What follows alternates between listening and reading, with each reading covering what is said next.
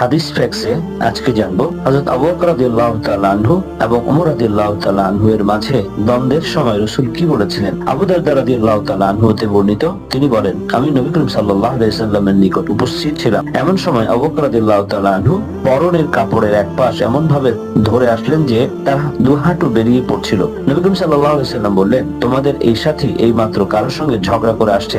তিনি সালাম করলেন এবং বললেন, হে আল্লাহর রাসূল, আমার এবং ওমর ইবনুল খাত্তাবের মাঝে একটি বিষয়ে কিছু কথা কাটাকাটি হয়ে গেছে। আমি প্রথমে কটু কথা বলেছি, অতঃপর লজ্জিত হয়ে তার কাছে মাপ চেয়েছি, কিন্তু তিনি আমাকে মাপ করতে অস্বীকৃতি জানিয়েছেন। এখন আমি আপনার নিকট হাজির হয়েছি। নবী করিম সাল্লাল্লাহু আলাইহি সাল্লাম বললেন, আল্লাহ তোমাকে মাপ করবেন হে আবু বকর। এই কথাটি তিনি তিনবার বললেন। অতঃপর ওমর রাদিয়াল্লাহু তাআলা আনহু লজ্জিত অনুতপ্ত হয়ে আবু বকর রাদিয়াল্লাহু তাআলা আনহু এর বাড়িতে এসে জিজ্ঞেস করলেন, আবু বকর কি বাড়িতে আছেন? তারা বলল না। তখন ওমর রাদিয়াল্লাহু তাআলা আনহু নবী করিম সাল্লাল্লাহু আলাইহি সাল্লামের নিকট চলে এসে সালাম দিলেন। তাকে দেখে নবী করিম সাল্লাল্লাহু আলাইহি সাল্লামের চেহারা বিবর্ণ হয়ে গেল।